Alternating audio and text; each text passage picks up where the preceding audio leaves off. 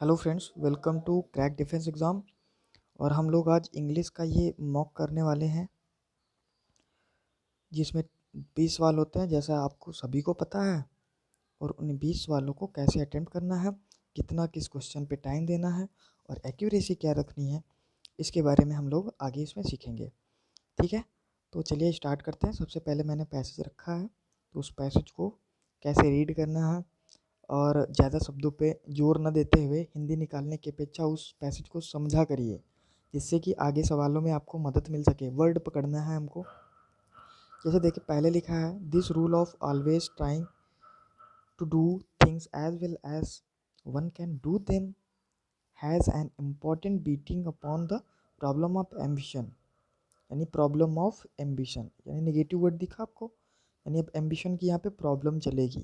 ठीक है, फिर से पढ़ लेंगे। This rule of always trying to do things as well as one can do them as an important beating upon the problem of ambition. ठीक है, एम्बिशन आप सबको पता है, प्रबल इच्छाएं जो होती हैं इंसान के अंदर, तो उनको एम्बिशन बोलते हैं। No man or women should be without ambition. फिर से एम्बिशन को नेगेटिव वे से ले गए हैं, यानी नो मैन, किसी भी मनुष्य या महिला, कोई भी मानव इस दुनिया में नहीं है जो बिना एम्बिशन के हो। विच is the inspiration of activity. और ये जो एम्बिशन है, ये किसको इंस्पायर करती है? एक्टिविटी को इंस्पायर करती है। ये चीज़ हमें मिली। फिर आगे पढ़ेंगे। बट इफ़ वन अलाउस, यदि कोई अलाउ करता है ambition to drive one to attempt things, वो थिंग्स को अटेम्प्ट करने के लिए एम्बिशन को छूट देता है। ठीक है ना, एम्बिशन को छूट दिया, अटेम्प्ट थिंग्स विच, जो कि are beyond one's own personal capacity, then happiness will result.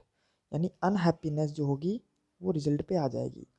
पूरी एम्बिशन और एक्टिविटी को यहाँ पे नेगेटिव वे से दर्शाया जा रहा है, तो ये चीज़ हम अपने दिमाग में रखेंगे। फिर आगे पढ़िए, आगे लिखा है यहाँ पे इफ़ वन इमेजिन्स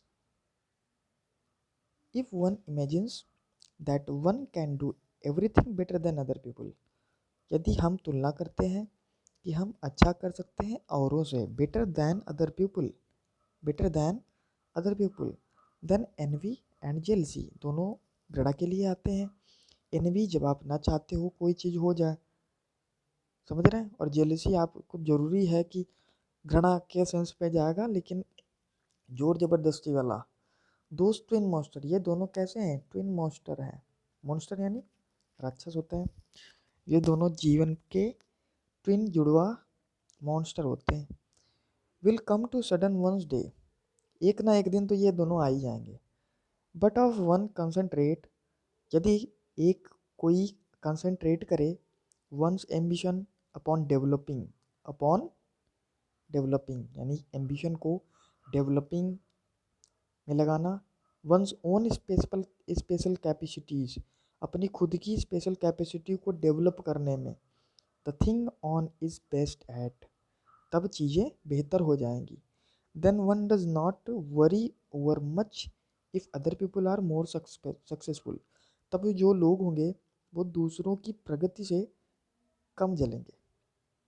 ठीक है, फिर यहाँ पे आप क्वेश्चंस पे आते हैं। पहला क्वेश्चन है which is the inspiration of activity according to the author. तो इंस्पिरेशन ऑफ एक्टिविटी किस कारण से आती है? द अनहैप्पीनेस आफ्टर रिजल्ट, ये तो बाद में होता है इसके। ये किस वजह से आती है? एम्बिशन टू अचीव गोल, इसकी वजह से आती है आपकी इंस्पिरेशन ऑफ एक्टिविटी। उसको दर्शाने के लिए, जब एम्बिशन को अचीव करने का गोल दिमाग में आता है, तभी इंस्पिरेशन ऑफ एक्टिविटी को हम लाते हैं। तो बी, दो ही ऑप्शन पे मिल गया, बी ऑप्शन इसका सही है। अगला क्वेश्चन है what does it mean by the two have a beating upon. अब इसके मीनिंग आप देख लो। टू कैरी द वेट, जब एग्जैक्ट वेट दिया हो, मतलब एग्जैक्ट वर्ड हो और आप फिजिकली उस चीज़ को देख सकते हो, तो ये ऑप्शन नहीं बनते हैं। इस वजह से ऑप्शन आपका करेक्ट हो गया। टू डिक्रीज फ्रिक्शन, यानी घर्षण को कम करना। घर्षण होता है फ्रिक्शन, रुकावट पैदा करना किसी भी चीज़ में, तो ये भी नहीं होगा आपका। To put up with means होता है, इसको आप लिख लीजिएगा, ये होता है टॉलरेट। टॉलरेट यानी किसी की बातों को सहन करना, सह कर रहे हैं तो वो टॉलरेट होता है।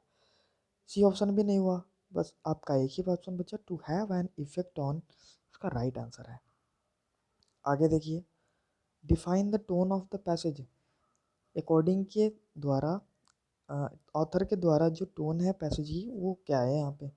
One must do everything as well as one can, जो भी वो कर सकता है वो अपना करे भाई। फिर दूसरा ऑप्शन आप पढ़ के ही देख लो, one must try to better than others, हमेशा दूसरों से बेटर होने की।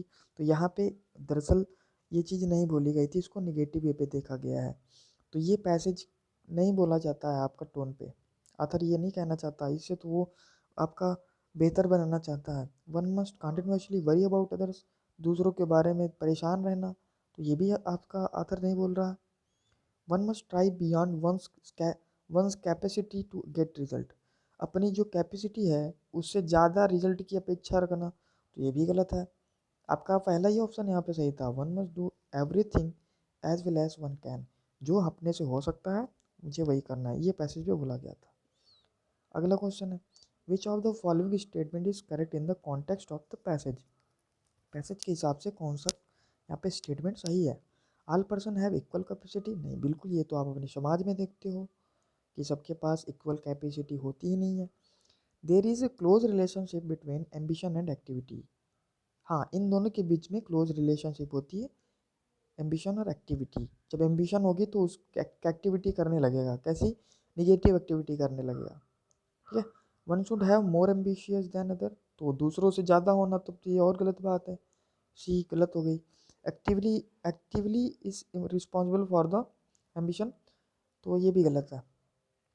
आपका क्या है, ये एम्बिशन के लिए एक्टिविटी रिस्पॉन्सिबल है ना कि एक्टिविटी के लिए एम्बिशन रिस्पॉन्सिबल है, तो ऑप्शन आपका बी यहाँ पे सही है, ठीक है। तो ये पैसेज के 4 सवाल थे। तो आपको बस करना क्या होता है, पैसेज को ढंग से पढ़ो, हिंदी वर्ड को ना निकालते हुए जो आप उसको फील कर पा रहे हो पैसेज को, उस हिसाब से आप ऑप्शन से उस पर चले जाएंगे, क्योंकि 3 उस पर जनरली वो लोग निगेटिव वर्ड रखते हैं। और हाँ, जो अगर पैसेज आप इतना पढ़ के गए हो फिर भी आपको नहीं आ रहा है, छोड़ने में भलाई है, तुक्का नहीं लगाना है। आगे देखेंगे, यहाँ पे एरर का क्वेश्चन है, आसान एरर है। It is written in Gita that God incarnates himself in time of trouble, यानी भगवान स्वयं का अवतरण लेते हैं।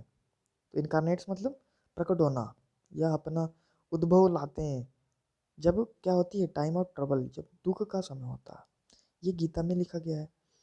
तो जब आपने पढ़ रखा है जितने भी धार्मिक किताबें होती हैं, बुक्स, उनसे पहले हमको क्या लगाना होता है, द लगाना होता है। तो यहाँ पे गीता ना होके क्या होगा, द गीता होगा, ठीक है।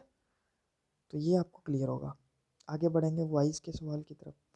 यहाँ पे देखिए वाइज दी हुई है, I will wash the car every Sunday, I will wash the car every Sunday. तो बस मुझे क्या ढूंढना होता है, ऑब्जेक्ट ढूंढना होता है, द कार मुझे ऑब्जेक्ट मिला। तो यहाँ पे एवरी संडे से चालू है, ये तो गलत हो गया दोनों, यानी मेरा ए और सी हो सकता है, ए और डी। और ए में आप देख रहे हो यहाँ हेल्पिंग वर्ब इज लगी है, मेरे पास तो विल थी, अब विल हेल्पिंग वर्ब कहाँ है, डी ऑप्शन पे है, तो डी ऑप्शन सही है, इसको सही करो और आगे बढ़ो। The watchman said thief thief catch him, the watchman said thief thief catch him. अब ये जब थीफ दिख गया ना, एक्सक्लामेटरी सेंटेंस है, और जो एक्सक्लामेशन वर्ड होते हैं उनको हमको हटाना होता है, जैसे ब्रावो को हटाते हैं हम लोग, हुर्रा को हटा देते हैं, वैसे ही थीफ थीफ को भी हटाना पड़ेगा, ठीक है। मतलब रिपीटेड में जहाँ भी थीफ थीफ लिखा है उसको हटाना पड़ेगा। यहाँ पे देखो थीफ थीफ लिख गया, तो ये ऑप्शन बी तो गलत हो गया आपका, गलत है। पहले ऑप्शन को पढ़ेंगे, द वॉचमैन शाउटेड, हाँ शाउट तो किया ही उसने, टू द, ये थीफ थीफ कहने का मतलब क्या है, वो शाउट कर रहा था, टू द क्राउड, भीड़ से बोला। To catch the thief, to catch the thief, to conjunction में यूज किया गया है, और फिर कैच हिम, हिम मतलब thief, to catch the thief, हाँ ये ए ऑप्शन आपका बिल्कुल सही बन गया यहाँ पे, बाकी ऑप्शन पढ़ने की ज़रूरत नहीं है, ठीक है। अगला देखेंगे पैराजम्बल, एक क्वेश्चन तो इसका 100% रहेगा। Some of these heights of more than, X से तो चालू नहीं होने वाला है ये, अब एक्स वाले कोई चालू है तो ये डी ऑप्शन कट गया आपका। 2000 फीट अबव द सी, ये भी नहीं बन रहा है आपका। जेड से भी नहीं बनेगा, जेड से बनेगा, हाँ यही तो, जेड नहीं है वाई है, वाई से भी नहीं बनेगा, इस वजह से जेड एक ही ऑप्शन पे है और जो आपका सही बन जाएगा। भाई some of these rocks rise to the height of more than 2000 feet above the sea. ऐसे सवाल पेपर में देखने को मिलेंगे और ज़्यादा के चक्कर में जो आना है उसको मत इग्नोर करिए आप लोग। 9th क्वेश्चन है, अम्यूजमेंट की सही स्पेलिंग क्या है? क्या अम्यूजमेंट है? ये नहीं है। अम्यूजमेंट ये भी नहीं है, सिंगल एम होता है और MANT नहीं होता, तो ये आपका ए ऑप्शन इसकी स्पेलिंग सही है, यानी आनंद, AMUSENENT। अगला क्वेश्चन है सेंटेंस इम्प्रूवमेंट का, what would you like to do it for your birthday. Do it for your birthday कुछ अटपटा सा लग रहा है, इसमें देखिए क्या करना होता है। To do it for your birthday ना होके यहाँ पे सही बनेगा आपका ऑप्शन ए, टू डू के लिए होता है, करने के लिए, आपने बर्थडे पे क्या करने वाले हो, समझ रहे हैं? तो ये आपका सही बनेगा टू डू। अगला है ग्नैश योर टीथ, अपने टीथ को ग्नैश कर रहे हो, रगड़ घिसा जा रहा है, तब क्या होगा? ब्रश योर टीथ कर रहे हो, और ईडियम पे एग्जैक्टली वर्ड कभी नहीं होता, एग्जैक्ट मीनिंग कभी नहीं होगा, टेक अ बिग बाइट भी नहीं होगा, लाफ हिस्टेरिकली यानी अभद्र तरीके से हंस रहे हो वो भी नहीं होगा, एक्सप्रेस रेज यानी गुस्सा दिखा रहे होते हैं जब दांत को रगड़ते हैं या दांत पीसना, क्या होता है? Express rage. ये punishments imposed for breaking law, rule और कॉन्ट्रैक्ट। तो ऑब्वियस सी बात है यहाँ पे क्या हो जाएगा? पेनल्टी लगती है जब भी कोई आप लॉ तोड़ते हो ना, नियम कानून के अलावा कोई कार्य करते हो तो पेनल्टी होता है वो। अगला यहाँ पे एंटोनिम बताना है, आले। आले का मतलब होता है शांत करना, आले का मतलब शांत करना, और आप यहाँ देख रहे हो काम का मतलब भी शांत करना होता है। सूद का मतलब पेसिफाई करना, ठंडा करना। एसयूजी का मतलब भी सेम जाएगा, इसका सिनोनिम है। एराउज वर्ड इसका एंटोनिम होता है आपका, तो इस वजह से डी यहाँ पे सही बनेगा। किसी को आप उकसा रहे हो, भड़का रहे हो, तो वो एराउज होती है। अगला वर्ड देखिए ऑस्पिकुअस। ऑस्पिकुअस का मीनिंग क्या होगा? ओमिनस, अनलकी, फेवरेबल या सेवरी। देखो सेवरे यानी सेवरे कंडीशन होती है, जैसे कोई तूफान आता है तो भयानक प्रवृत्ति का आया तो वो सेवरे हो गया, किसी को बुखार आया, सेवरे बुखार है, तब भी उसको क्या बोलेंगे? ये मतलब उसके सेंस में आता है किसी भी चीज़ के लिमिट से ज़्यादा होना, ठीक है। अनलकी तो आपको पता ही है। ओमिनस भी आपका, ये आप बोलते हो इसको अशुभ कार्य कोई चीज़ हो रही है तो वो ओमिनस होता है। यहाँ पे फेवरेबल इसका सिनोनिम है ऑस्पिकुअस यानी फेवरेबल सिचुएशन, ऑस्पिशियस यानी फेवरेबल सिचुएशन यानी लकीली कोई चीज़ हो रही है। ओमिनस और अनलकी इसके एंटोनिम टाइप बन जाएंगे, हाँ इनके एंटोनिम बन जाएंगे ओमिनस और अनलकी। अगले फिलर पे अब आते हैं, no sooner had I reached there. अब ये तो रटा रटाया कॉन्सेप्ट है। नो सूनर के बाद हम लोग क्या लगाते हैं? नो सूनर देन होता है या नो सूनर दैन होता है? नो सूनर देन होता है या नो सूनर, यहाँ पे आप क्या करने वाले हो? देखिए देन नहीं होगा, दैन होता है। नो सुनर देन होता है या दैन, तो उसमें होता है दैन। हार्डली स्कार्सली के बाद हम लोग वेन लगाते हैं, तो अगर कहीं पे हार्डली स्कार्सली लगा है तो उसके साथ हम लोग वेन लगाएंगे। यहाँ पे ऑप्शन डी आपका बनेगा देन। अगला है I saw dash of sheep grazing in the field. तो शीप का कलेक्टिव नाउन यहाँ पे हम लोगों को भरना है। शीप का क्या कलेक्टिव नाउन फ्लॉक होता है? नहीं। बंच तो नहीं हो जाएगा, क्राउड भीड़ होती है लोगों की, ये भी नहीं। शीप का फ्लीट होता है आपका, कोई भी स्लीप होगी उसको फ्लीट बोलते हैं कलेक्टिव नाउन को। अगला है mister Jagdish is confident. Confident fix preposition क्या लेता है? आप बोलोगे इन लेता है, ठीक है। Mister Jagdish is confident in his success. अगला 18वां क्वेश्चन है, he can not pass in the examination dash he work hard. यानी वो तब तक एग्ज़ाम नहीं पास कर सकता जब तक वो कठिन परिश्रम नहीं करेगा। आप भी तब तक एग्ज़ाम नहीं पास कर पाएंगे जब तक कठिन परिश्रम नहीं करेंगे तो यहाँ पे क्या आएगा, अनलेस आएगा आपका, जब तक, ठीक है, अनलेस लगाते हैं। और अनलेस के साथ आप याद रखिएगा फिर यहाँ पे नॉट नहीं आएगा, ठीक है। अगला है सी इज़ मोर इंटेलिजेंट, यहाँ पे प्रीपोजिशन भरना है। She is more intelligent than me तो होता नहीं है, मी नहीं होगा आपका। माई सेल्फ रिफ्लेक्सिव तो बनेंगे ही नहीं, यहाँ पे she is more intelligent than I, ठीक है।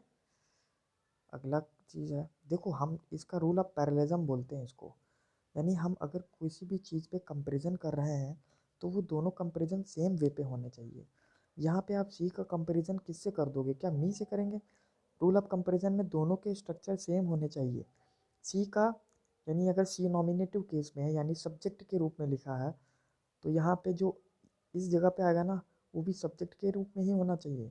तो इस वजह से आई का सी से कंपेयर किया हम लोगों ने, रूल ऑफ पैरेललिज्म बोलते हैं। अगला है आपका, यहाँ पे आर्टिकल फिल करना है और जो कि एकदम आसान है। जब भी एब्रिविएशन करते हैं हम लोग तो क्या भरते हैं, दा तो आएगा नहीं, यहाँ पे एन भरेंगे हम लोग। And USA is now a powerful country. Okay, तो ये आपके कुछ क्वेश्चन हैं यहाँ पे। और मॉक आपको अच्छा लगा हो तो इसको प्लीज़ शेयर एंड लाइक ज़रूर करिए, जिससे कि ज़्यादा से ज़्यादा बच्चे जुड़ सकें। Thank you.